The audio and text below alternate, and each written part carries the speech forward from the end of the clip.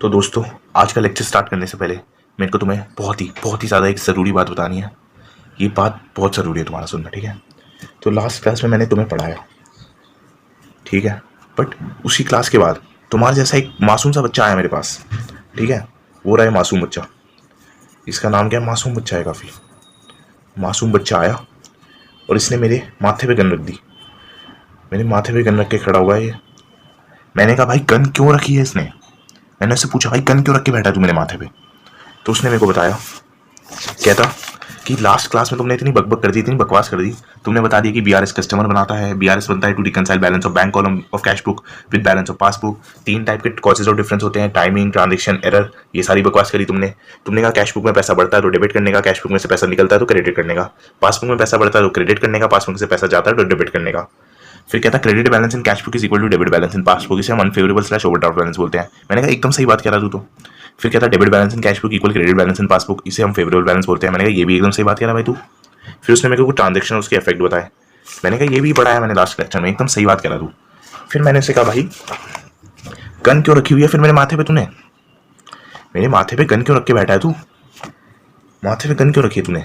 फिर वो कहता, तुमने इतनी बकवास कर दी, तुमने इतना सब मेरे को बता दिया, लेकिन तुमने ये तो बताया नहीं कि बीआरएस बनता कैसे है, बीआरएस को बनाते कैसे हैं, ये तो बता देते। तो मैंने कहा, अरे अरे सॉरी भाई सॉरी। मैंने उसे वहीं पे सॉरी कहा, ठीक है। मैंने वहीं पे सॉरी कहा। उसने कहा सॉरी वॉरी से नहीं चलेगा काम, बीआरएस बनाते कैसे अच्छे से बताओ। तो आज की क्लास में आप लोगों को बता देता हूँ कि बीआरएस बनता कैसे है। एकदम मस्त तरीके से बताऊंगा, तुम समझ के एकदम खुश हो जाओगे, ठीक है। तो अब हम देखेंगे कि बीआरएस कैसे बनाते हैं, हाउ टू मेक बीआरएस, यानी बैंक रिकंसिलिएशन स्टेटमेंट कैसे बनता है, ठीक है। तो सबसे पहले टॉप पे आप लिखोगे bank reconciliation statement as add करके, फिर यहाँ पे साइन नंबर, फिर यहाँ पे ट्रांजेक्शन्स, फिर यहाँ पे प्लस आइटम माइनस आइटम, ठीक है। फिर आपको क्वेश्चन में बैलेंस एज पर या तो कैश बुक का दे रखा होगा या तो पासबुक का दे रखा होगा। जिसका दे रखा है आपको ऐसे स्टार्टिंग में लिख देना है, ठीक है। और अगर क्वेश्चन में वो बताएगा कि फेवरेबल बैलेंस है या अनफेवरेबल बैलेंस, अगर फेवरेबल बैलेंस होगा तो प्लस आइटम में, अनफेवरेबल बैलेंस होगा तो माइनस आइटम में। हमने यहाँ पे पढ़ा भी था कि कौन से बैलेंस अपने फेवरेबल होते हैं, कौन से अनफेवरेबल, ठीक है। तो फेवरेबल बैलेंस है तो हमें प्लस साइड में लिखना है, अगर अनफेवरेबल या ओवरड्राफ्ट बैलेंस है तो हम माइनस आइटम में लिखेंगे। और अगर क्वेश्चन हमें नहीं बताता कि कौन सा बैलेंस है तो हम अज्यूम करेंगे कि फेवरेबल बैलेंस की बात हो रही है, ठीक है। और अब जैसे आपको स्टार्टिंग में कैश बुक का बैलेंस दे रखा है तो नीचे जो आपका बैलेंस बचेगा वो पासबुक का बचेगा। और अगर आपको स्टार्टिंग में पासबुक का बैलेंस दे रखा है तो नीचे आपका कैश बुक का बैलेंस बचेगा। और इसके बीच में कुछ ट्रांजेक्शन्स होगी जो अपने यहाँ पढ़ी भी थी, उसे हम अभी डिस्कस कर लेंगे एक क्वेश्चन के माध्यम से, ठीक है। और अगर आपका बैलेंस यहाँ पे पॉजिटिव साइड में बचेगा तो उसे हम ओवरड्राफ्ट बैलेंस बोलेंगे, और नीचे में अगर नेगेटिव साइड में बचेगा तो फेवरेबल बैलेंस बोलेंगे, ठीक है। और एक बात तुम्हें याद रखनी है, always adjust the book whose starting balance is given, जिसका स्टार्टिंग बैलेंस गिवन होगा।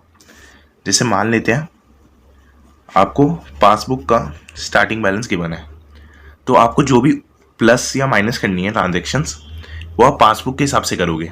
जैसे पासबुक की वैल्यू कम हो गई तो पासबुक की वैल्यू बढ़ा दोगे, और अगर पासबुक की वैल्यू ज़्यादा हो गई तो पासबुक की वैल्यू कम कर दोगे। जिसका भी स्टार्टिंग बैलेंस दे रखा है आपको उसी ऊपर नीचे करना है। अब हम एक बढ़िया सा एग्जाम्पल करेंगे जिसे करके आपका दिल एकदम खुश हो जाएगा और आपको मज़ा आ जाएगा कि बीआरएस बनाना इतना आसान है, ठीक है। तो एग्जाम्पल शुरू करने से पहले मैं आपको 2 चीज़ें बता दूं। तो मेन तो आपको ट्रांजेक्शन का इफेक्ट एकदम अच्छे से समझ आना चाहिए, ठीक है। जो मैंने समझाया था लास्ट लेक्चर में आपको पता होना चाहिए। और मेन ये वाला पॉइंट अभी आप समझ जाओगे। बस ये दोनों पॉइंट है जिस पे आपका पूरा बीआरएस घूमेगा, ठीक है। तो क्वेश्चन पढ़ते हैं। क्वेश्चन पे लिखा है ओवरड्राफ्ट बैलेंस। जैसे ही उसने लिख दिया ओवरड्राफ्ट बैलेंस, मैं समझ गया कहाँ जाएगा, negative side, minus item side, ठीक है। और आगे पढ़ो, आगे लिखा है बैलेंस एज पर पासबुक। तो एज पर पासबुक लिखा है, तो इससे मैं क्या समझ गया कि जो भी मैं प्लस माइनस करूंगा वो किस पर्सपेक्टिव से करूंगा, पासबुक के पर्सपेक्टिव से। यानी अगर पासबुक ऊपर चल रही है तो पासबुक को कम कर दूंगा, और अगर पासबुक नीचे चल रही है तो पासबुक को बढ़ा दूंगा, ठीक है। तो मेन ये है बात है। तो आपको जो भी यहाँ पे ट्रांजेक्शन लिखी हुई है आपको सेम टू सेम यहाँ पर्टिकुलर्स में लिख देना है। अमाउंट बस आप यहाँ प्लस माइनस आइटम में लिखोगे, ठीक है। अब अगला पढ़ते हैं मेन बात, cheques issued for 90,000 but not presented. तो हमने इसका इफेक्ट पड़ा हुआ है, जो हम चेक्स इशू करते हैं, जब मैंने चेक इशू करे तो मेरी कैश बुक हो गई कम, ठीक है, और पासबुक हो गई कंपैरेटिवली हाई। ये हमने इफेक्ट पड़े हुए हैं ऑलरेडी। तो मेरी पासबुक क्या चल रही है, ऊपर चल रही है। अगर मेरी पासबुक ऊपर चल रही है तो रिकनसाइल करने के लिए मैं पासबुक को कम कर दूंगा, ठीक है। तो कम करने के लिए मैं नेगेटिव साइड डाल दूंगा, 90,000 मैंने नेगेटिव साइड डाल दिया, ठीक है। अगला दे रखा है बैंक चार्जेस, गुस्से वाला बैंक है, ठीक है। गुस्से वाले बैंक ने पैसे काट लिए मेरे अकाउंट में से, गुस्से वाले बैंक को आया गुस्सा, उसने पासबुक में से मेरे पैसे काट लिए, ठीक है। तो कैश बुक होगी कंपैरेटिवली हाई। अब रिकनसाइल किस पर्सपेक्टिव से करना है मेरे को, पासबुक के पर्सपेक्टिव से, ठीक है। तो पासबुक क्या हो रखी है मेरी कम, तो पासबुक को मैं बढ़ा दूंगा। तो मैंने बैंक चार्जेस डाली है पॉजिटिव साइड, ठीक है। अगला देखो, अगला लिखा है चेक्स डिपॉजिटेड। तो जैसे मैंने देखा checks deposited but were not clear, तो कैश बुक क्या होगी मेरी ज़्यादा, चेक डिपॉजिट करें लेकिन क्लियर नहीं हुए, और पासबुक होगी कंपैरेटिवली लेस, है ना। तो पासबुक क्या हो रही है, नीचे चल रही है, और कैश बुक ऊपर। तो पासबुक को क्या कर दूंगा, बढ़ा दूंगा, ठीक है। तो पॉजिटिव साइड डाल दिया। अब अगला देखो, अगला लिखा है इंटरेस्ट क्रेडिटेड बाय बैंक। अच्छा वाला बैंक है अपना, क्या करा इसने, इंटरेस्ट क्रेडिट कर दिया। क्रेडिट करा तो पासबुक बढ़ गई,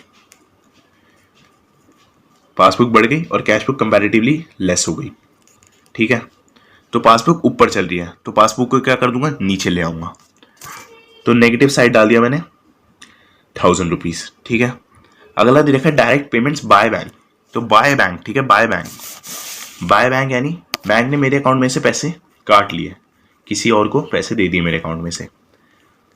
तो पासबुक हो गई कम और कैश बुक हो गई कंपैरेटिवली हाई, ठीक है। तो पासबुक नीचे चल रही है और कैश बुक ऊपर। तो पासबुक नीचे चल रही है, पासबुक को बढ़ा दूंगा। तो पासबुक बढ़ा दूंगा तो पॉजिटिव साइड लिख दूंगा। अब आपको क्या करना है, बस जैसे ऊपर हमें बैलेंस एज पर पासबुक दे रखा था, तो नीचे हमारा बैलेंस आएगा एज पर कैश बुक, ये बात हमने पढ़ी थी। तो अब बस सबको बैलेंस निकालना है। नेगेटिव साइड मेरी ज़्यादा है तो मैंने नेगेटिव साइड का टोटल कर दिया और माइनस कर दिया उन्हें इस पॉजिटिव साइड में से, ठीक है।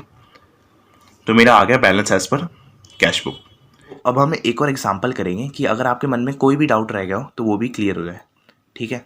तो ये जो ट्रांजेक्शन है ना, ये आपको same to same copy paste मारनी है यहाँ पे पर्टिकुलर्स वाले कॉलम में।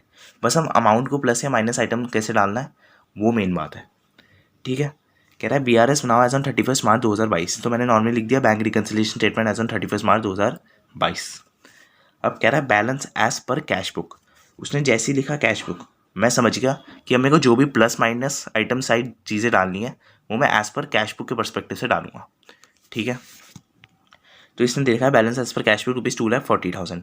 अब देखो उसने क्वेश्चन में हमें बताया नहीं कि फेवरेबल बैलेंस है या अनफेवरेबल बैलेंस, और हमने एक पॉइंट पढ़ा था कि अगर वो बताता नहीं है कि फेवरेबल है या अनफेवरेबल बैलेंस तो हम अस्यूम करते हैं कि फेवरेबल बैलेंस की बात हो रही है।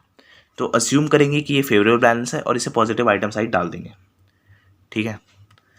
आगे दे रखा है cheques issued but not presented in the bank, amounts to ₹1,36,000। तो हमने इस ट्रांजेक्शन का इफेक्ट पड़ा है कि जब हम चेक्स इशू कर देते हैं तो हमारी कैश बुक हो जाती है कम और पासबुक कंपैरेटिवली हाई हो जाती है। तो कैश बुक हमारी कम चल रही है। हमने पढ़ा जैसे यहाँ पे टॉप पे दे दिया उसने कैश बुक, तो हम जो भी रिकन्सिलेशन करेंगे हम किस हिसाब से करेंगे, कैश बुक के हिसाब से। तो कैश बुक मेरी कम चल रही है तो कैश बुक की वैल्यू मैं बढ़ा दूंगा।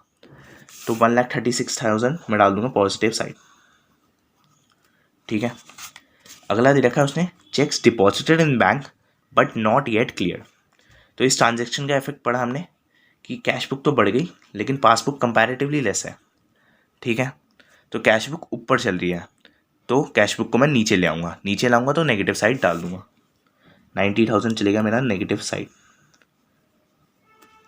अगला दे रखा है बैंक चार्जेस। तो बैंक चार्जेस अपना गुस्से वाला बैंक है, गुस्से वाले बैंक को आया गुस्सा, उसने पासबुक में से पैसे काट दिए, ठीक है। और कैश बुक हो गई कंपैरेटिवली हाई। अब कैश बुक ऊपर चल रही है तो कैश बुक को मैं नीचे ले आऊँगा तो नेगेटिव आइटम साइड डाल दूंगा 300 रुपीज़, ठीक है। अगला देखा है इंटरेस्ट क्रेडिटेड बाय बैंक। तो ये अपना अच्छे वाले बैंक है, ठीक है। अच्छे वाले बैंक ने पासबुक में पैसे डाल दिए तो कैश बुक हो गई कंपैरेटिवली लेस। तो कैश बुक नीचे चल रही है तो कैश बुक को ऊपर ले आऊँगा तो पॉजिटिव आइटम साइड में डाल दूंगा 1250। अब बस हमें टोटल करना है और बैलेंस निकाल लेना है। देखो मेन बात है कि हमें आपको इफेक्ट पता होना चाहिए जो लेक्चर 1 में आपको समझाया था, और दूसरी मेन बात है जो आपको स्टार्टिंग बैलेंस दिया हो। जैसे इसमें कैश बुक का दिया है तो हम पॉजिटिव आइटम या नेगेटिव आइटम कैश बुक के हिसाब से डालेंगे। इसका मतलब अगर कैश बुक कम चल रही है तो कैश बुक को बढ़ा दो, पॉजिटिव साइड डाल दो, और अगर कैश बुक ज़्यादा चल रही है तो कैश बुक को कम कर दो और नेगेटिव साइड डाल दो। और फिर अब आप बैलेंस निकाल देना, हमारा बैलेंस एज पर पासबुक आ जाएगा। तो आपको अपनी जो भी बुक से आप प्रैक्टिस करते हो उसमें से कुछ इलस्ट्रेशंस प्रैक्टिस करनी है, ठीक है। ऐसे इलस्ट्रेशंस हो गए, आपको उन्हें प्रैक्टिस करना है, और फिर उसके बाद हम अगली क्लास में एडजस्टेड कैश बुक करेंगे। Thank you.